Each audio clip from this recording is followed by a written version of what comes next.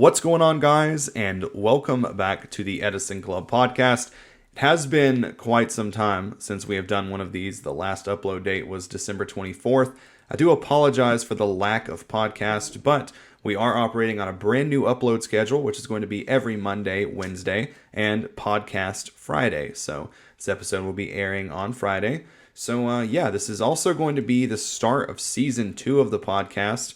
And we're going to kind of start this off by talking about a tournament that we went to this past weekend, which was our first Tengu Plant tournament. And who would like to start with their experience?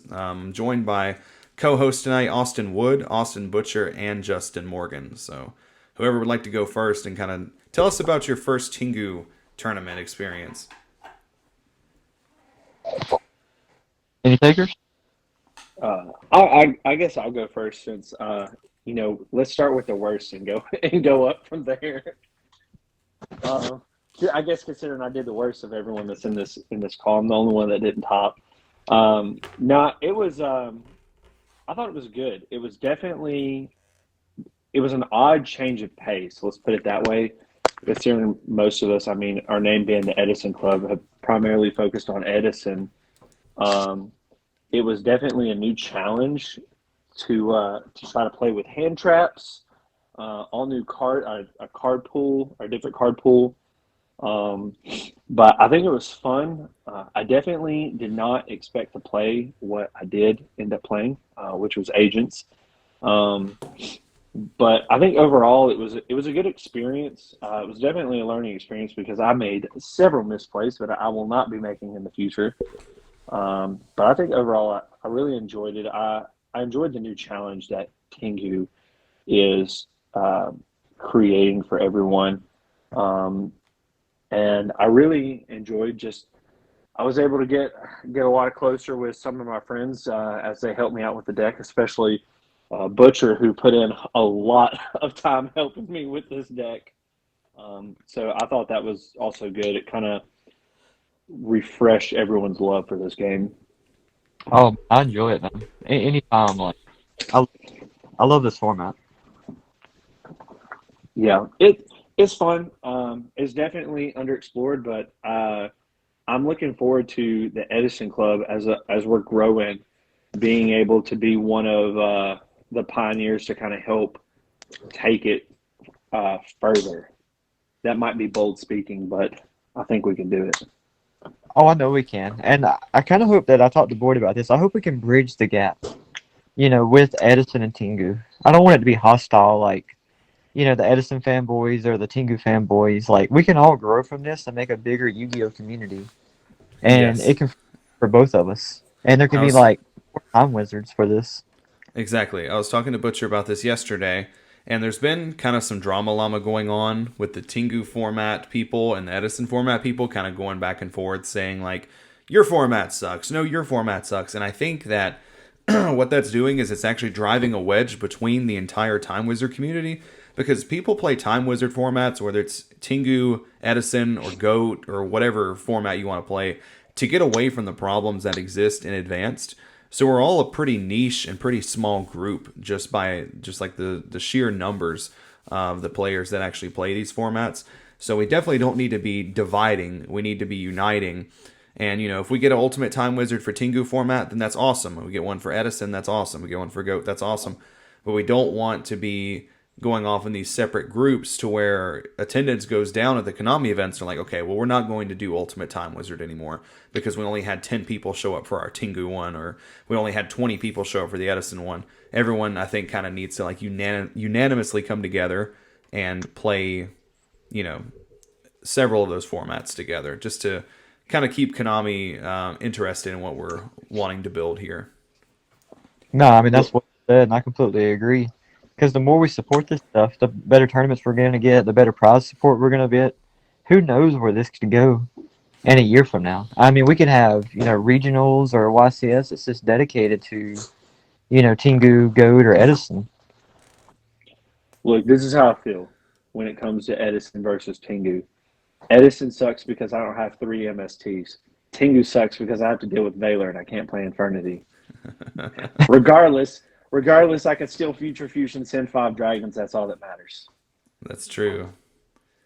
That is true. So we do have Justin who got second place with his Hero Beat deck. Justin, how was your first experience with Tengu format, at least in person? It was really good. I actually played it in the original Tengu format, or right around it. So it was a lot different, especially the meta. Back then, it definitely wasn't the same as it is now. But I was pretty happy going in there. I felt pretty good with the deck that I had. Made some good decisions for the main deck, I believe. Um, so I was pretty excited with it. It was what I expected. So Yeah, I've and we had been a pretty good turnout, yeah. honestly, for it to be what it was. We had like 24 people, I think it was, at the first Tengu tournament. And No, there was a buy, so there was an odd person. So it was either 23 or 25, but okay, regardless. I want to say it was 25, maybe it was 23. But regardless, we had more people than I kind Yeah. of thought that we would. And there were several people there playing that came from Edison. And you could kind of tell, like, the playing field was actually all Hero Beat. I've never seen that many Hero Beat players, and I think what it was people that play Edison just threw in the Shining into their deck, and they just and some dualities, and they just rolled with it. And I really can't say that I blame them. Well, I mean, you got to think about it. It's really easy deck to play, and it's so consistent, and the transitions is there. Like you said, you just throw in the Shinings and some Thunder Kings, and And you've got you it. get yeah. But I mean, the deck's so safe too. I mean, it has such a good matchup against like what I consider the best two decks of plants and agents.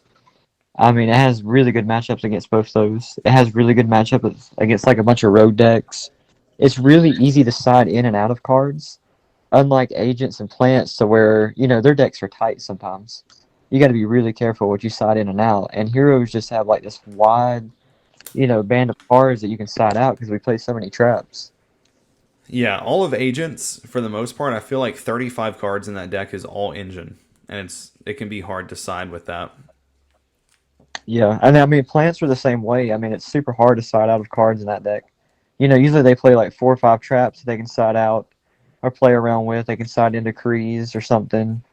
But for the most part, their spells and monsters are super sticky and they gotta have them. Yeah.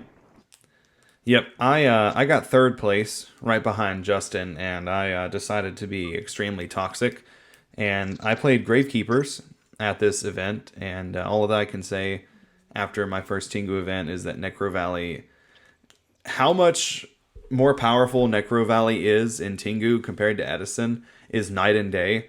That card can actually solo matchups just by itself, and Yeah, I'm sorry, what were you it, saying? no, no, I didn't mean to interrupt. It's like it reminds you of how Thunder King, like the night and day difference in formats with Thunder King. Yeah, Thunder King is like just kind of okay in Edison. Like it's there. It can be good sometimes, but like there's very few hands where T King is not good in Tengu. And kind of the same goes with Necro Valley. And then you throw Royal Tribute on top of it, and sometimes you just go Necro Valley, Royal Tribute, and it's curtains, and the game is just over. And I always like to play decks I feel like have the best matchup spread, like across the boards, like Christia Sworn Edison. Like Blackwing's not a favorable matchup, but like every other deck is a favorable matchup for Christia. And I kind of feel like Gravekeeper's kind of the same way in Tengu. It's like the main deck I've really had a problem with so far is TG.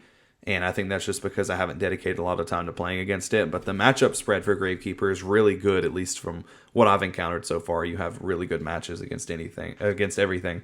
So it was nice. It was nice getting third place at the first Tengu event. Um, Austin Butcher got 12th place. You want to tell us a little bit about your first Tengu experience? Oh man, it was a blast. Like I'm glad to be back into the format. Back in the day I couldn't really afford a lot of cards, probably like most of us here. So, I actually rocked Gravekeepers back in the day because it was so, budget friendly, I guess. Minus like the recruiters were a little expensive. But it was good playing heroes. Round one I was caught off guard a little bit. I played Fable and kind of forgot what the deck done a little bit, so I was trying to learn on the fly. And I thought I had him beat, but game three, the Thunder King puts in too much work sometimes. I mean, that card just defines the format. I think it's the best monster in the format. And it can really just lock you out of the game, especially as a hero player. I mean, it can be really hard to get over it. But I mean, the other matchups, I played what I expected. I played, I think, 3 mirror matches. And then I played one plant, which was a teammate of ours, Gammon's. And he's the one that knocked me out of top 12. So I hate that we had a team kill like that. I mean, it would have been awesome to see all 4 of us in top 4. It would have been. But That would have been amazing. We were very, very close to it. we really were. I mean, I thought the turnout was good. I thought that our representation was really good. And I feel like it was just an even playing field. I don't think there was anybody there that was just head and above everybody else, I guess. I feel like it was very, very balanced. And I think the format's not solved like Edison. And that's what makes it kind of fun, is there's so much room to grow, and who knows where this is going to go. I mean, the format's already evolving. Back in the day, Six Sam and a bunch of other decks, Chaos Monarch, Light Sworn, they were like really relevant in the format. And it's like kind of now, I haven't really played them online testing or in RL. So I mean, the format's already growing, and maybe it's just people playing it safe. Maybe people just want to go to the 3 decks that they think safe with agents, plants, and heroes. And I kind of get that, Kind of like when Edison first started up, everybody wanted to go to what they thought was the best decks from back in the day, like gadgets, quick draw, and the format just kind of took off and exploded. So who knows where this could go? Yeah, I mean, and I there's feel like decks. that's where this like sudden surge of popularity in Tengu comes from. Is like the Time Wizard community is kind of a little tired of like watching Edison games, and it's just Blackwing and Vayu. Yeah, I'm not gonna say that format's fully solved, but I think Edison's pretty much 95% cracked. Yeah, I it's like there are things about Edison that like just seem underdeveloped. Like yeah, it's a retro format, so everything's underdeveloped to today's standards. But it's like the format's missing something. Every deck that's playable outside of Blackwings is missing that one piece of support that puts them on level with the top decks like Vayu and Blackwings.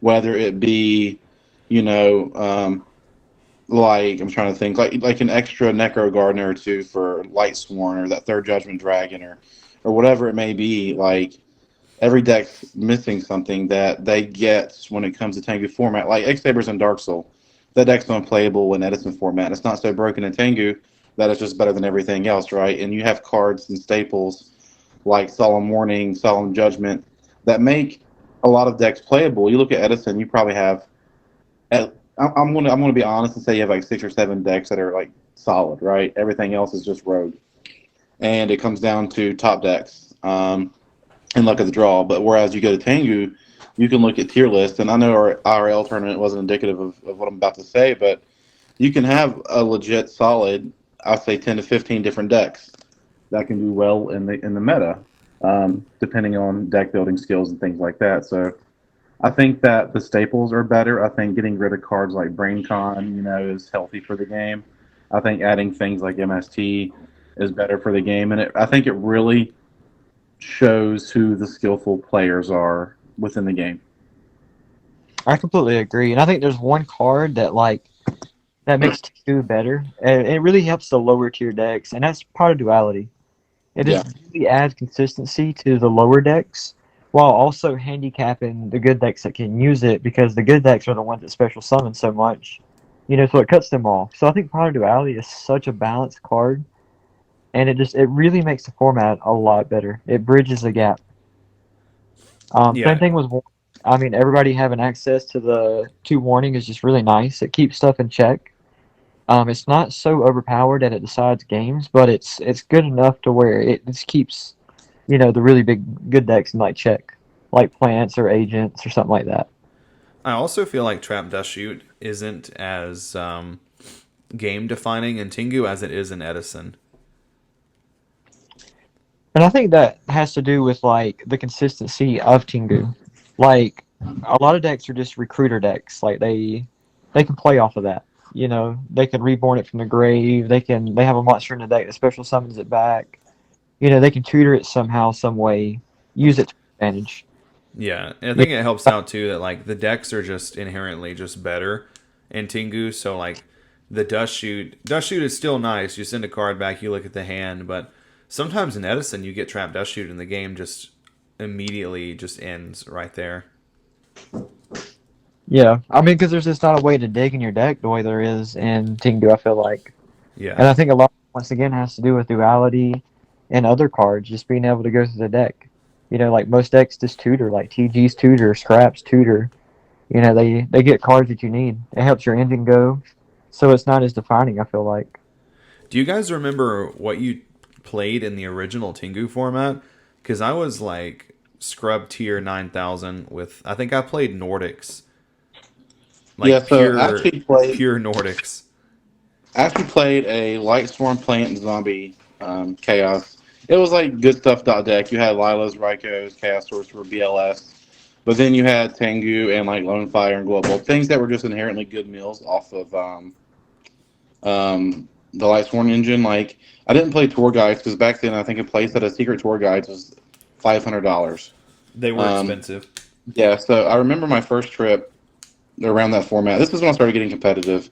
I won't say I say competitive loosely too, but we went to Maryland, Madison, another teammate of ours, myself, and a couple of good friends went to Maryland, and I did really bad. I didn't have an entire deck. I remember picking up like a dual terminal decisive armor, which is really good because Lightsworns are still a big thing then too. And this is right before the Agent Structure deck release. So I picked that card up, did bad at that regional, but then went to one, I think it was 1 or 2 weeks later, right when the Agent Structure deck dropped. And people were literally just picking up 3 structure decks to play it. And so I took my deck there, actually got top 8 with that, and I lost to one guy because I completely forgot about the whole Spirit Reaper Gore's interaction, Gore's activating first in the damage step, or Spirit Reaper activating first. And so I could have summoned the Gores and attacked over for a game, and instead the Gores got pitched. So somebody spectated the game, called that out to me after the fact, and now that's something I'll never forget. But yeah, it was just a good stuff deck, and funny enough, like I played it for a couple months, then sold it to Madison right before the ban list dropped. I think to where like maybe Glow Up got hit, Spore got hit, so you know, pretty good time. I was Yeah. but oh, sorry, go ahead. Oh, you're good. I was just gonna say, like back then, I actually do remember what I tried to play then, and I tried to play this Rainbow Neos deck, and I actually, to be as young and dumb as I was, feel like I actually built the deck kind of well. But basically, the deck just made Rainbow Neos, and it was good. I mean, at least that's how I remember it. I mean, you remember it? I mean, maybe it was trash. It was probably actually trash, but I do remember I also went crazy when the Nordic cards came out, and I tried to play like every Nordic card in the entire deck, like all the Loki, Thor, and Odin. Tried to play all the different tuners, and it just wasn't very good, unfortunately. But yeah, that's my experience in the original Tengu format.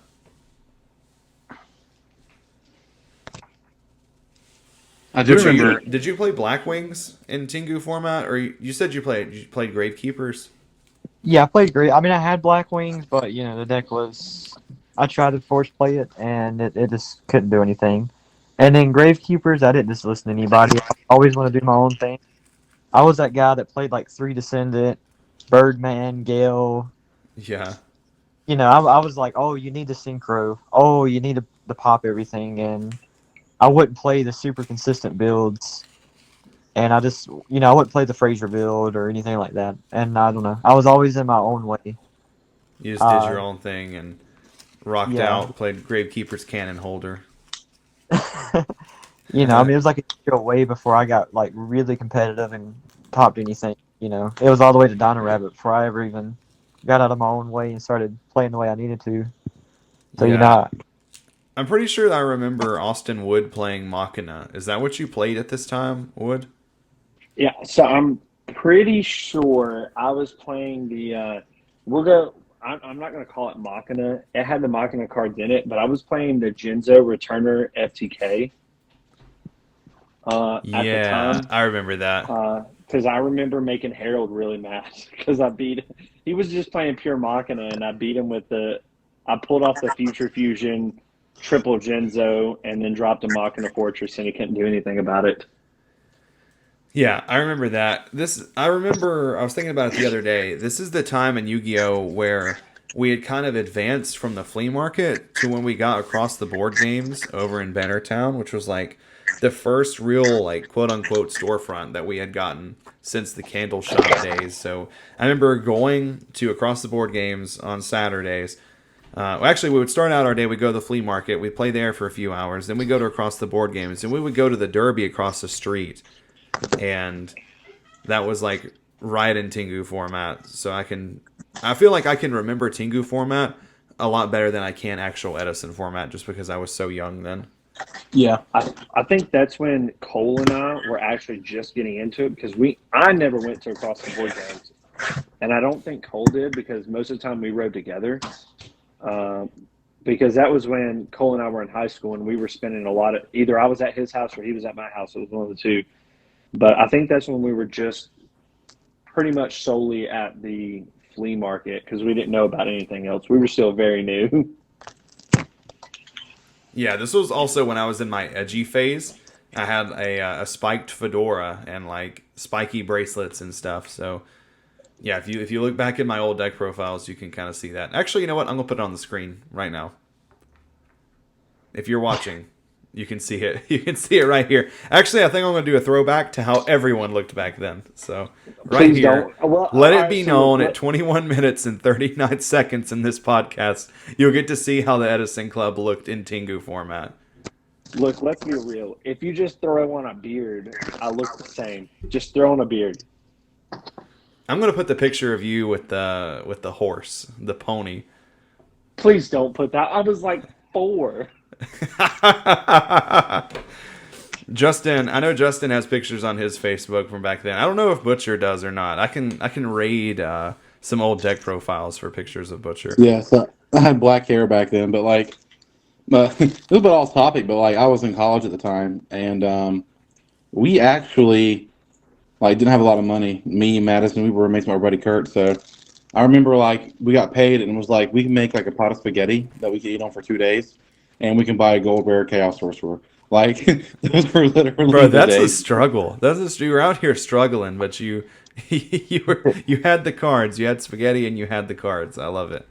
That's all you needed, man. Like playing cards with your friends, like food was secondary. You know what I mean? I don't Yeah. think I've ever. Oh, sorry, go ahead. I didn't mean to interrupt you. No, you're good. Go ahead.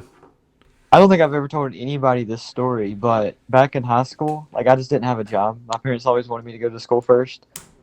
So my parents used to give me $5 a day for lunch money, and I wouldn't eat at lunch just so I could go to the card shop on the weekends and buy my cards.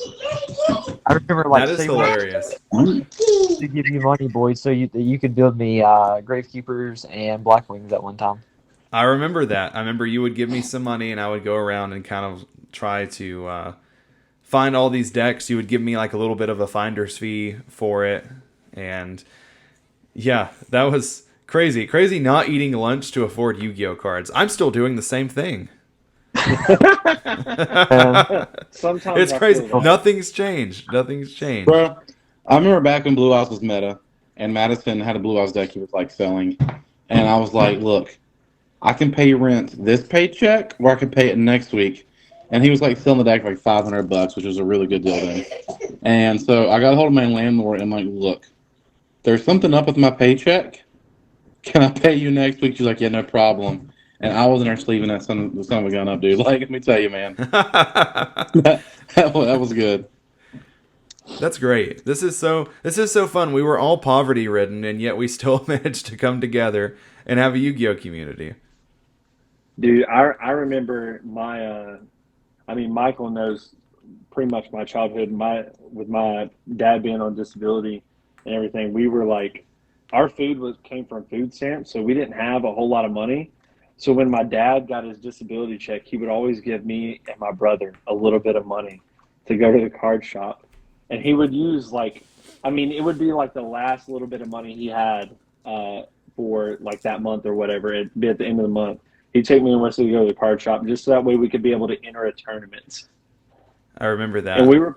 we were playing like the absolute like worst decks. I think when Wesley first came in there, he was playing psychics. I remember specifically one time you had a Red Eyes Darkness Metal Dragon from the special edition, the super rare, and I needed one more Red Eyes Darkness Metal Dragon, and you didn't bring it with you to locals. You were like, no, it's at home. And I was like, if you go home and you get that Darkness Metal, I'll give you this gold rare Stardust. And you left there the quickest I've ever seen. It was just like a flash of blue, and you were gone. And then, like, 5 years later, I found out that you lived all the way in Dobson, like 35 minutes away. And I was like, this man really wanted that gold rare Stardust. Yeah, yeah. I remember, like, I hadn't been coming to the card shop very long, and I pulled a secret rare pot of duality back when they were like $250. And Ty really wanted it, and then John Jones found out I had it. Yeah, John Jones was the Ty, guy that had money back then. He was the adult. He had adult money when we were kids. yeah, Ty ended up getting that, and John got really upset. Those were really good times. It's crazy, like I said, how some things have changed, some things are still the same. Is there anything that you guys like better about Tengu format over Edison? Do you like the format more as a whole, or just certain things? Like, I really like how Gravekeepers have Recruiter, because that's just one of my favorite archetypes in Yu-Gi-Oh! So for it to actually be playable, I think that's what draws me to Tengu. I like the card pool. I like that you can play more level 7s than just Black Rose Dragon. I like the level 8. I like that, like, you don't have to depend on, like, Stardust is no longer the go-to level 8 that you have to play. I like the staples better, like the Solemn package. There's a number of things I like about it, really. I mean, I just think that the card pool's a lot better. It's nice to be able to problem solve from the extra deck with stuff like Scrap Dragon. I think the biggest problem, or like the thing that I like most about Tengu compared to Edison, is in Edison, everybody always tries to say that there's 15 or 20 decks that's good, and I just don't think that's the truth. I don't think that's the truth either. I think that there's just a few decks in S tier, and everything's else is just below it. Yeah, I think there's 15 or 20 decks you can play if you want to play them, but I think the real thing is I say there's 5 decks. There's Value, there's Blackwing, and then the other 3 decks play the Hero Engine.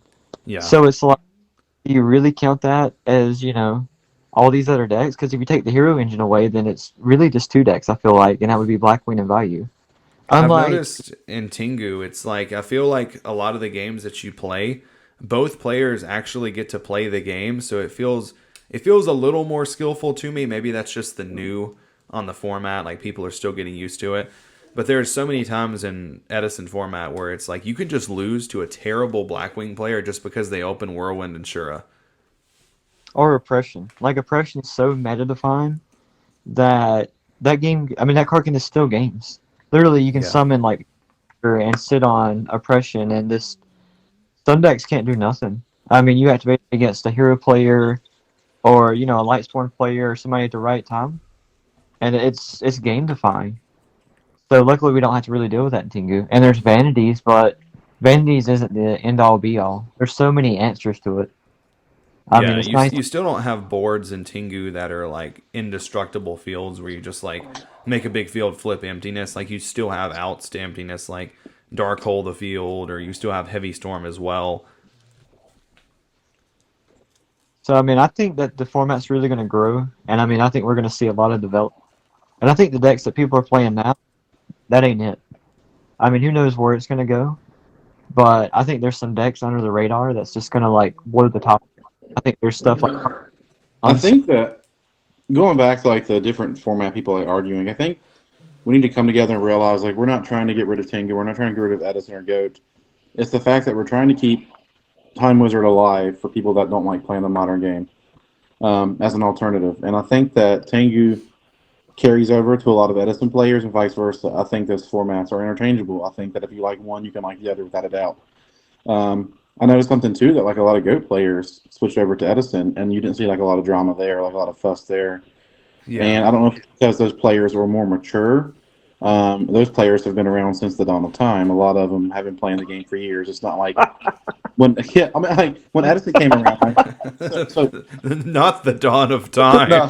No. Well, okay. In the beginning. So when the pyramids were God still made young, graceful charity. and Necro Valley prevented graveyard banishment. That is true. Necro Valley's legal in all of these formats.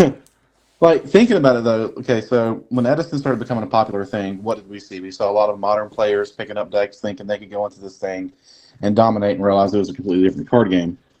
So Yeah. GOAT players already used to playing time measure formats. They switched over, and it was nice. I just wish that the other two communities, Tengu and Edison, will do the same thing. Like we're not trying to replace each other. If anything, like we're trying to help. Like who cares if one event's Edison versus Tengu, right? Like a lot of cards are interchangeable. A lot of times, if you're playing an Edison deck and you want to play Tengu, you can transfer that deck over to Tengu. It's not going to be as great probably, but it is going to be playable. Yeah, And exactly. I think that's really good too. I think yeah, that the big three, I think that's kind of what we've been calling it, the big three, Goat, Edison, and Tengu. They're all like they share a lot of the cards out of the same card pool. So even if you transition to a different format, there's still going to be cards like, oh, I know what this does. I know what this does. I know what that does. Like Heavy Storm is good in all three formats. So I feel like there's a lot more cushion going from Edison to Tengu than there would be if you went like from Goat format to like Eternal format in 2019. yeah. There would definitely be But like a lot of shell shock there. So I think that I don't know. I think it's an easy transition, and I don't think and that there's any cards in the format that are just completely unfair. My biggest deterrent when I first started looking into it was Max C, and that's just because of the way Max C was the last time I played with Max C, which was whenever it got banned. And it kind of got to the point where, like, if your opponent had Max C, the game was just over because you couldn't make a field because they draw their whole deck, and if you stop, they just kill you anyway. And it's just not really that way in Tengu format. It's like Max C is normally almost always Upstart Goblin. and it might be because I played against in the tournament I played against agents, I played against two heroes, and I played against chaos, and like I didn't even have Max C in the side because it didn't come in the mail. I would have, but it just goes to show that like it's not needed to do well in a tournament. And there are often times where like you activate Max C, and you're really just hand ripping yourself at that point, right? Like in the agent matchup, there are certain times where you need to hit like Venus or something like usually on the second shine ball to maximize Max C's potential. And a lot of people I'll see they'll throw it away for like a Tengu summon that knows about to happen, or they throw it away when someone activates Miracle Fusion. Like that's fine, we can do a 1-for-1 trade. But it's not like impactful like it is in Master Duel or the OCG or something like that, to where you have to play it in every deck, you know? Exactly. Yeah. So I definitely think Max C is not as bad as I originally thought that it would be. But what I I do don't. like, oh, sorry, Butcher. Oh, no, you go ahead, man. You go ahead. What I do like about what I have been seeing is like before they announced YCS Vegas and people were playing Tengu, people were like, no. There's a lot of Edison players were like, no, I'm not going to play that. It's a garbage format. But then when the team format got announced, there was no longer, oh, it's going to ruin Edison. It's going to cause a rift. It's more so the arguing that's causing the rift than anything. But you see a lot of these players, these high-level players, transitioning to Tengu, making more content about Tengu, and it's just like, we told you. Like I've been saying this for almost a year now. Like Tengu's where it's at, and it's good to see other people like following suit.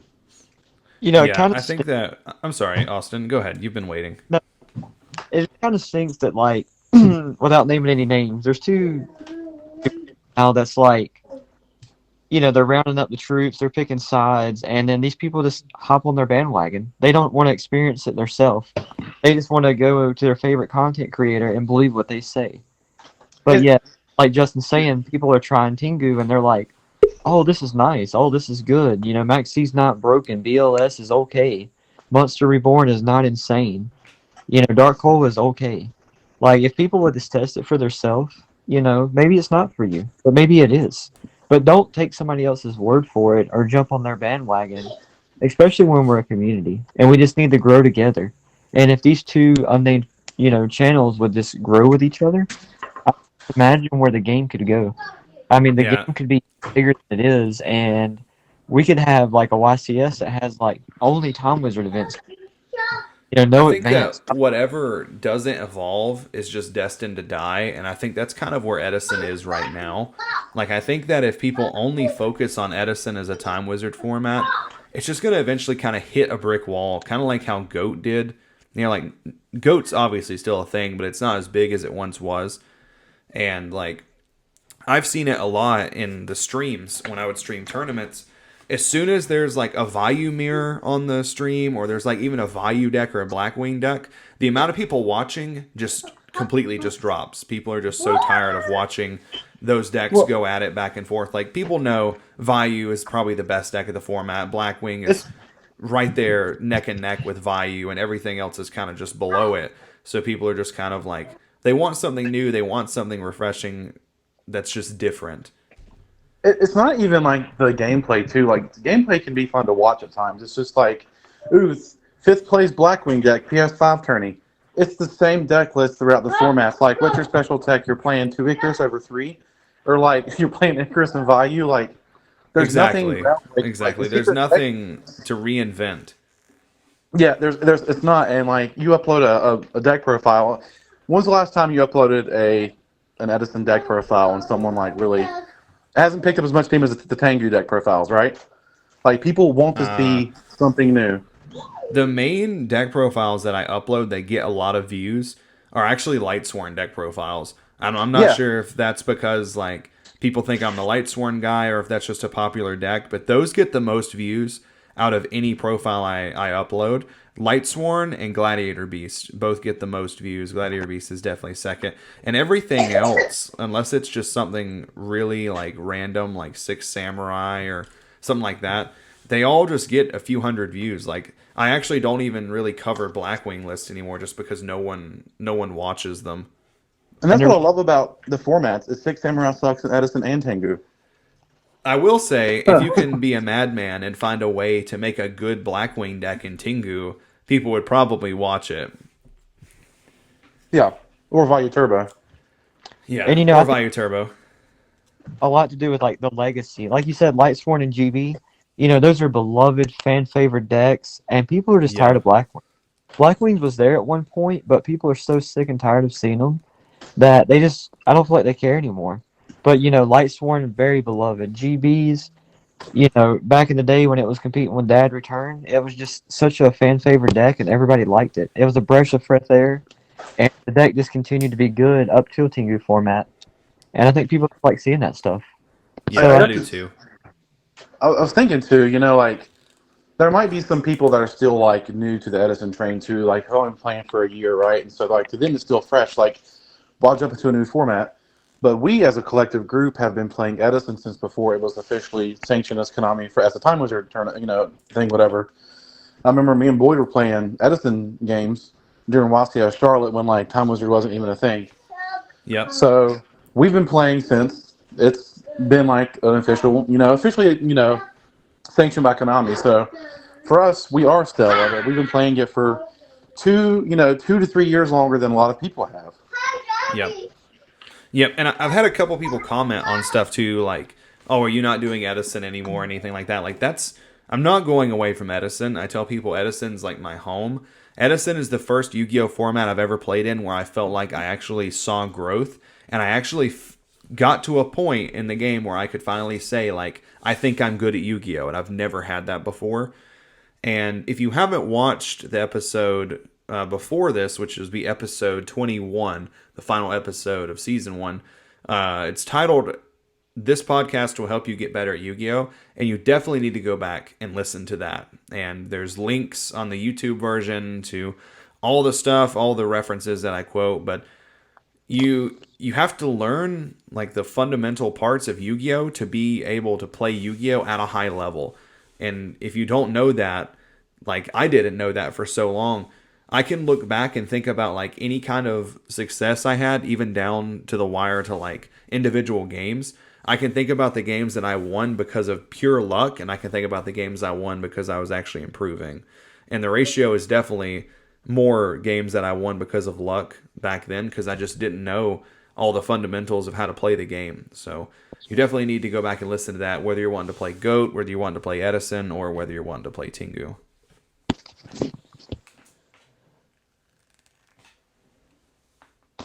Crickets. Where is everyone?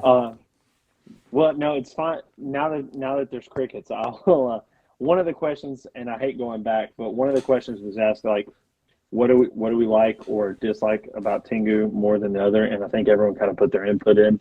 And I was just sitting in the back quietly waiting for my turn. Um, You got to jump but in. We'll skip over you by accident. You got to jump in. it's not well. I don't like interrupting people. And Justin was on a roll, and he was giving out some good info. So I didn't want to interrupt that. But You're kind of low no, too, so by the way. Your audio's a little uh, low. I don't know why. I could turn up my volume maybe, but I don't know. It could be because I'm on my phone with my AirPods, but I'm not sure. Yeah, so Um, I'm gonna cut you off because you cut my spark to the bottom of the deck. That's why I'm cutting your time. That's why I'm cutting your time in half. No, I'm joking. so what going way back, one of my favorite things about the Tengu tournament that we entered was I got to call a judge on my teammate. That was great because my teammate doesn't know what he's doing. Um, just kidding. Turned out I didn't know what I was doing. But now, so one of the things I really like about Tengu, I'm not joking when I say this, because I think about it every time I go back to play an Edison tournament. 3 MST. I love that card so much. And every time I go back to Edison and I have to go back to 1 MST, I cry a little on the inside. I also like this card called Dragon Ravine. And even though I haven't found a way to make it good in Dragon Turbo yet, I do like that card a lot. So I just like the card pool a lot more. Yeah, it's nice having a bigger card pool, and that's like a big reason too why I feel like we're just in the very beginning of Tengu because some people are still hard committed to Edison, which is fine, and a lot of those people are the people that have kind of shaped Edison into being what it is. So I think inevitably those people will start to play Tengu, and we'll start to see some of their influence on the game. Yeah, yeah. I do.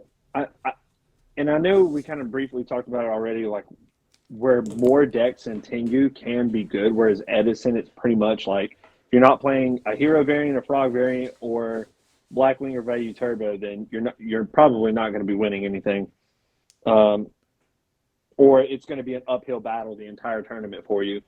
I do like how there's just so many decks that are good, and where it's still an underexplored format, you can try new things pretty easily and not be able to like you don't feel like you're just getting destroyed the entire time because pretty much Yeah, I everyone's agree. trying new stuff. And you can, like what Butcher was saying earlier, you can kind of add consistency to anything just by immediately like putting in 3 duality is going to help. Yeah, see, I kind of took duality out of my deck, Well, I Man, think for not, I think but duality is not for every deck, but if you're there going to was a try to different like, reason. We all know the reason why I took duality. We're not going to say it here, but we all know the reason why I took it out. yeah, Um, but I do agree. Like duality just adds so much consistency to pretty much every deck, and I think every deck, and even doesn't matter how special summon reliant it is, because I mean agents can special summon a decent amount, but duality. I mean, you could still throw in duality, and it doesn't really hurt it. yeah.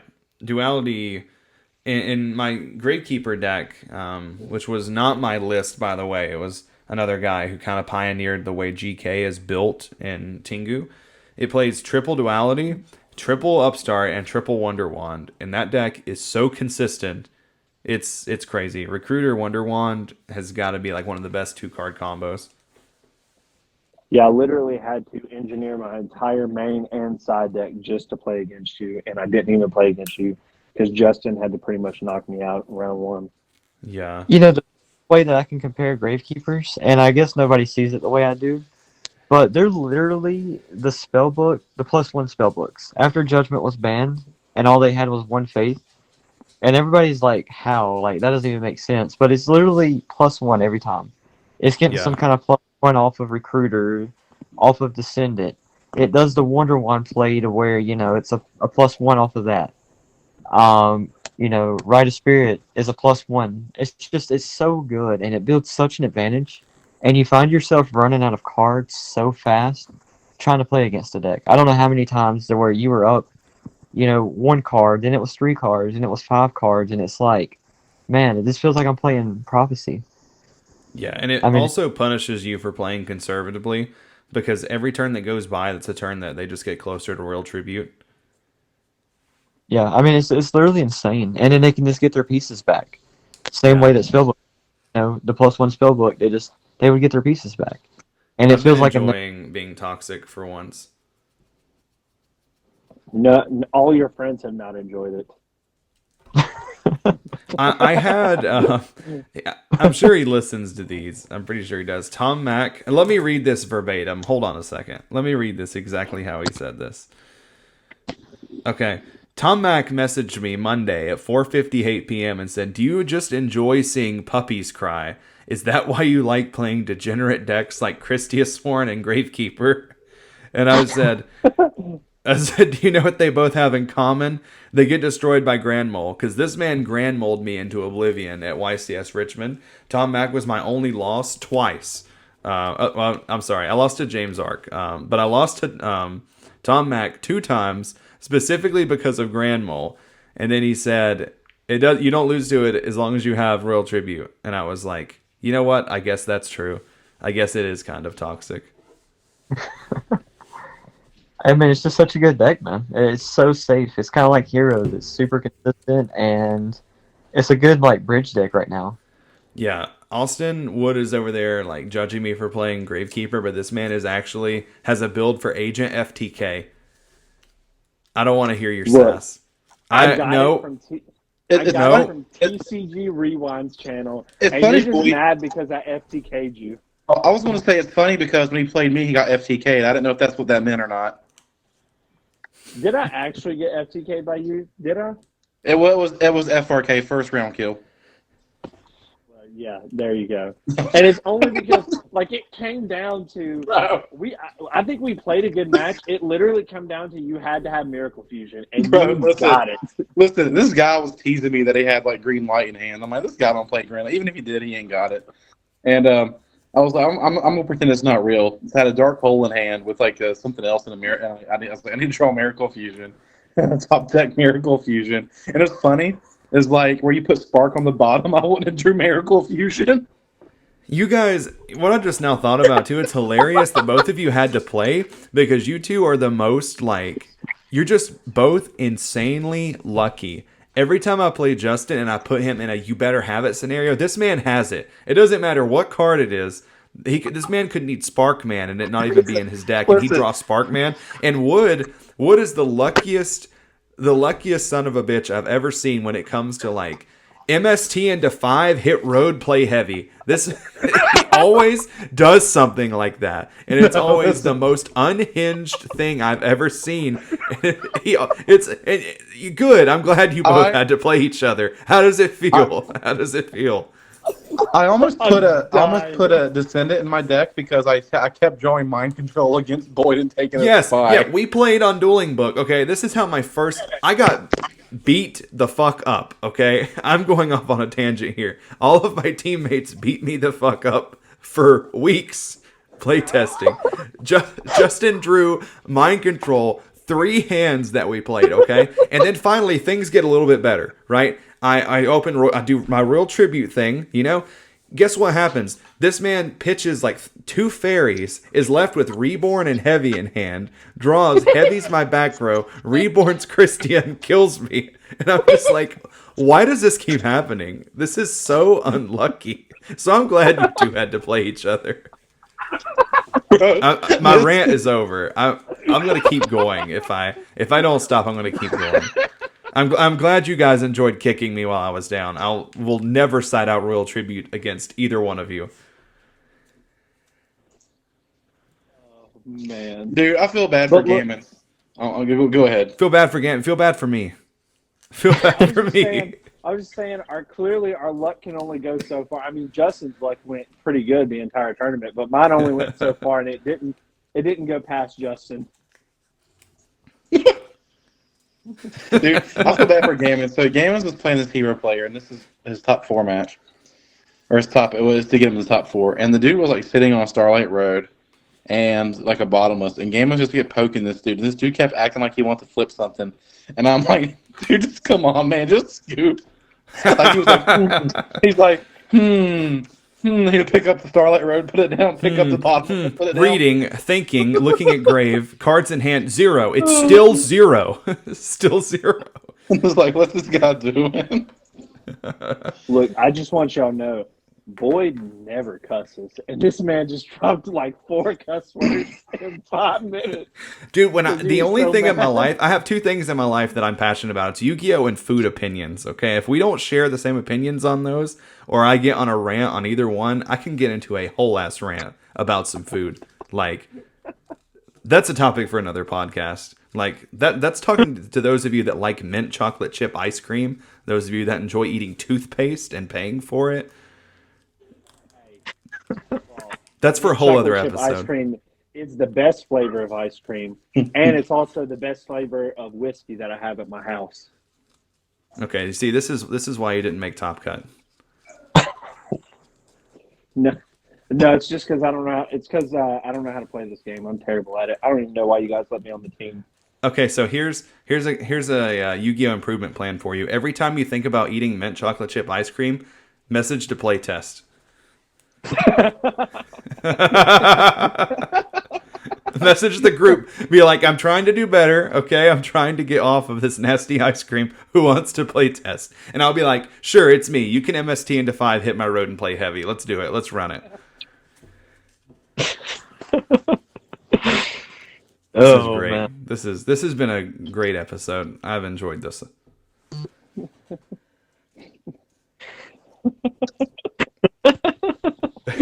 Dude, why are you guys laughing? Oh man. Everything I've said has been real. Okay, I went on a whole rant. Okay, maybe that's what the next podcast is. It'll just be me going on an endless tangent about MST into 5 on the road and mint chocolate chip ice cream for an hour. Go to the chat. Yeah, Go to the chat. I think me and Wood's the only ones that know right now. Oh no! This man just messaged the group chat and said, I'm trying to do better. Anyone want to play test? You know what that means. He's thinking about mint chocolate chip ice cream. Good start. Good start. Oh. How about actually we can add another layer onto that. And every time you think about mint chocolate chip ice cream, message me, and I'm going to take a tally. Okay, and that means every time we get to play, I get to start with Royal Tribute in my opening hand. I guess I'm not playing agents anymore. Either that, or I'm just gonna start main decking 3 Herald with Green Light in my agent deck. Start main decking Gemini Imps. Yeah, Dude, I got hit with that the other day. That's not fun. You got hit with Like- Gemini Imps? What were you playing? Not IRL. I was playing that stops you from discarding, right? Or card effect that causes someone to discard. Yeah, like negates an effect that discards, negates it, and then you draw a card. Yeah, I forget what deck I was playing, but like they played it on me, and I was like literally looking it up. It's like 30 cents on TCG Player. Almost bought some. Oh, it was I was playing Piper Catsith. Oh, I see. yeah. What did they even hit you on in that deck with that card? It's whenever you activate a card effect that discards from hand, right? So like anything you play, right? Like the Phoenix Moment Blast. I have to look at M to see what it does exactly. No, I think it's whenever your opponent makes you discard a card, right? Let's see. I have it pulled up right now. It says, when a card effect controlled by your opponent is activated that would cause you to discard a card from your hand, by sending this card from your hand to the graveyard, negate the activation of the card and destroy it, then draw a card. So it actually doesn't even work against Wind Blast because Wind Blast discards for cost, not for effect. Yeah, I don't remember what it is then, but like I think you got bamboozled. When did that card come out? Because it might have been a goat tournament or a goat, Like a goat premium game. pack. Premium Oh yeah, pack that 1. wasn't goat. It wasn't goat then. Yeah, I premium can't think pack right 1. off, but I'll think of it. I'll think of it in a little bit. Okay. Let me know. Because I made this meme before the tournament. It was like, how do I describe this meme? How do I keep this PG? You know what? I'm just going to put it on the screen. I made this meme. And basically, if you look on here, you're going to see, because everyone's talking about what they're siding for Gravekeepers, so you have like Closed Forest, Royal Decree, Gemini Imps, Trap Stun, and then a deck with no monsters. And that's how it felt to be the one Gravekeeper player going into that tournament. right here on the screen. Okay, so we're at 55 minutes. Anybody want to say any closing remarks before we start to wind down? I got a few if y'all don't mind. Of course, go right ahead. They need to go ahead and invest. The format overall, it's still kind of cheap. Prices are climbing. I've been investing for months, so you're gonna see some price differences right now. But I recommend going and picking up some of your ultimate rares, whether it's Ultimate Scrap Dragon or Ultimate Utopia or Ultimate Warnings. Because I mean, all of these cards are just gonna skyrocket. I What? mean, there's much more I would pick up too right Yeah. now. If I were to compare, I'm sorry. No, you're good. If I like, the Stardust, the Black Roses, and the things like that of Goat or Edison format, I think that Scrap Dragon and Leviair and Leviathans are what those cards are for that format. No, I completely agree. I agree. Yep. So I I'd mean, say, yeah, they're less than 50 a piece. Grab them. I think you did a market watch, and that'd be a good thing for them to look at to get prices. Yep, shameless plug here. Go check out my first ever Market Watch video that I did all about the Tengu market because, like these guys have been saying, it's exploding. You have cards like Common Max C's are pushing $15+ Ultimate Rare Utopias are basically double from where they were like a month ago. Then you have other things like the Secret Rare TG Hyper Librarians going up and Ulti Scrap Dragon. And the card that I actually recommend picking up the most if it's a deck that you want to play is you need to get Mystic Pipers before YCS Vegas because one print, secret rare, mandatory 3 of if you're trying to play Piper, that card will easily be over $50 in the next month. I would guarantee it. and there's a few more cards that are like that. I don't want to give away all of them, but like if there's one ofs, go ahead and get kind of like Scrapyard. It's a one of super out of Revolution, and the card's already hitting on $15. Yep. So anything that's a one of, if Edison taught us anything, it's go ahead and get it. Like Substitute, Armor Realist, and so on and so on. So I mean, if you can get a leg up or an advantage, go ahead and buy one ofs. Even if you don't think they're going to be good, I mean, they'll probably find their way into the meta somehow. Yep. Being one step ahead of the curve, or if you're just looking for a payday, I mean, just sit on them for a while and flip cards. Yep. You've already had a lot of cards like that kind of just start from nowhere, then just blow up like Ulti Solemn Warning. I remember going to the shop with Austin Butcher like a month and a half ago and him buying an Ulti Warning for $15 and now they're like 50. That's insane. And it's That just is like those aren't going to go down, and we're probably not going to get reprints on cards like Mystic Piper for a long time because it took Konami forever to acknowledge Edison, and it might be the same way with Tengu. Yeah, I mean, just in the last like few weeks, it's been insane. I bought an Ulti Scrap Dragon for 15, and I'm pretty sure they're hitting on like 35 now. Same thing with Utopia. Bought it for 8. I think they're hitting like 15. So I mean, these Yeah. cards are just keep going up. Max C. I bought Secrets for like 25, and I'm pretty sure Secrets are hitting at like 40. So go ahead and invest, guys. Go ahead and pick up the cards that you want, especially decks you're gonna want to play, or they're are beloved decks to you. Go ahead and get them while they're cheap. Because I mean, this format's very unexplored, and it's going to get popular. Cards are going to get Yep. expensive, and it's going to be just like Edison. If you I want agree. like the Monarch cards, some of the Ultimates, they're hitting on $300 or $400 when they were really cheap in the beginning. Secret Dad, Ultimate Dad, they're all super expensive, and there's cards that's going to be just like that. So go ahead and grab them. Yep. And ultimately, too, at the end of the day, keep in mind what I said about what doesn't evolve is just destined to die. We all love Edison format. That's what this channel is based on. I mean, obviously, the Edison Club. But I think that it is okay to branch out and to play things like Tengu. And I think that Tengu has enough of that old school Yu-Gi-Oh feel where there's definitely overlap. I wouldn't let cards like BLS, Reborn, and Max C scare you away. Trust me, they're really not that bad. I would rather have either one of those cards than have Brain Control. Like 100% dead honest. Like I would much rather have Max C than have Brain Control. And that's just how I feel about it. Or Oppression. Or Oppression. Yeah, Vanities. Some people I've heard are scared of Vanities. Vanities is just fine. Vanities is... That card's probably going to stun for the maximum of one turn. Or you just get locked out under it. Your opponent just gets locked out under their own vanities, and they have to find a way to get rid of it. It's nothing like Royal Oppression, not even close to it. I actually think that, obviously, Vayu is playable and it's good in Tengu, but I think that because it's missing Oppression, that's going to prevent it from becoming like one of the best decks.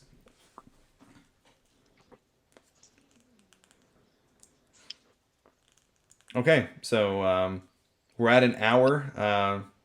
Wood, Justin, anything you guys want to say before we get out of here? No, I mean, I think it was a pretty good episode tonight. I think so too. I think so as well. We learned how Michael really feels about us, Justin. Listen, he plays Gravekeepers, man. He's got that helmet on too tight. Don't let it get to you.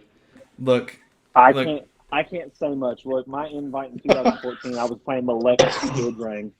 And the first deck in Tengu I played in a Tengu tournament was Malefic Skill Drain. Hold on. I have to tell a story before we get out of here. And this is so nice. I have to put this on the podcast, okay? So, earlier this week, I was in my feels, and I was like, man, I really want to, get my Gravekeeper deck, high rarity. Because whenever I have a deck I really like, I'm going to hard commit to it. I like to get it where it's nice. And I was looking at ulti commandants. So I'm getting overwhelmed, all these memories. I used to have ulti commandants and all this stuff. And I found a really good deal for them, but I had no money to buy them with. I'm probably the most broke I've ever been in my life because I just bought a home and I just got married. So, which is okay because I feel like that's the time of my life where I'm probably supposed to be broke. So I'm telling Justin about this, and I'm just like, man, I'm going to try to do whatever I can to get these ultis. This man is so kind to me that he bought me those commandants for a wedding gift. So those things, if I ever quit playing Yu-Gi-Oh! Or ever quit playing Gravekeeper or whatever, those things are going to go in my vault and they're never going to move. It was actually one of the nicest things. Don't forget the other part of the deal. Boyd cannot royal tribute me at any game, ever. That wasn't part of the deal, but No, I don't care if I don't care if I Stratus into an alias and Rhoda into an alias and you call into my third alias and you trap Dust Shoot me and say I got Sparking. I don't care what you see, you cannot royal tribute me. Dude, that was such a nice thing for you to do to me. I should go turn 1 Necro Valley with 4 monsters in hand, activate Royal Tribute on myself. That's what I should do. It's all good. Yeah, that was very meaningful. I really appreciate that a lot. And now the next thing is I need some ulti Necro Valleys. So looking forward to the baby shower, I mean, you, Justin. if he were a good friend, he would have that place out of Ultimate Necro Valleys. Yeah. What life event do I need to happen for someone to buy me 3 ulti Necro Valleys? Get you a place set of Star Shadow Foil, Ancient Forest, or Post Forest. Damaged ones are $60. You can get, I don't know if they still are, but I think you can get 4-in-1s. I think there was a guy with 3 4-ins, and they were $75 a piece. Boy. All right, so there's three German Necro Valleys. They're $65 a piece. Yeah, that was it. As long as you don't mind German. Ones. Or not the Pharaoh's Servant, but the that secret rare that's weird or whatever. Yeah, the Pharaoh Secret. Yeah, the Pharaoh's Secret. Yeah, I think they look amazing. Boyd, if you play anything less than the ulti on me, I'm going to Miracle Fusion and laugh at your face. Bro, I'm going to play three different rarities with 3 different erratas. Wait, you can't steal what I do, man. I play 3 different rarities of every card. Bro, let me go off on another tangent here. Why has this card been errated so many times? Why couldn't we just get it right the first time? Michael, I'll tell you what. I'll make you a deal, all right? For your baby shower, I will buy you a play set of ulti Necro Valleys. But for my baby shower, I want a play set of DDS Blue Eyes White Dragons.